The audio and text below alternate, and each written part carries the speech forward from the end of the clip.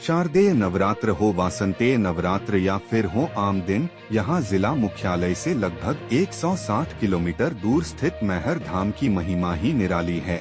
मैहर धाम यूं तो आम दिनों में भी हजारों श्रद्धालु मैहर वाली शारदा माता के दर्शन करने जाते हैं, लेकिन जब बात नवरात्र की हो तो यहाँ माता रानी का जलवा ही कुछ खास रहता है। देश के कोने कोने से लाखों श्रद्धालु भागे भागे चले आते हैं। पूरे 9 दिन तक मैहर में पैर रखने की जगह नहीं होती है। यहाँ की होटलें और धर्मशालाएं और बाजार पूरे 9 दिनों तक शवाब पर चलता है। अभी से लोगों ने होटलों में ठहरने के लिए कमरे बुक करा लिए हैं।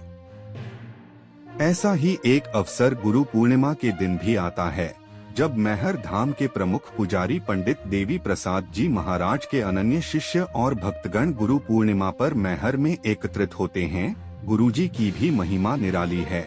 इतने ऊंचे धाम और इतनी ख्यातिलब्ध तीर्थ स्थल में बैठे गुरुजी को सिवा मैया की भक्ति के और कुछ रास नहीं आता।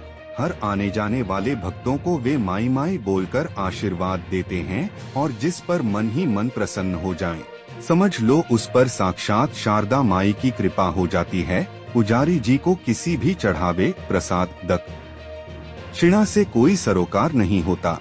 माई और माई की भक्ति ही उनकी पूंजी और प्रसाद है।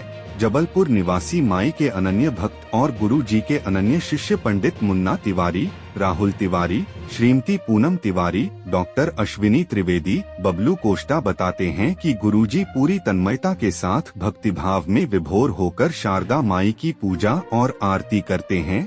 12 महीने उनका एक सा नियम है। नवरात्र में तो महाराज जी उस गुफा में निवास करते हैं, जिसे माई का गर्भगृह कहा जाता है।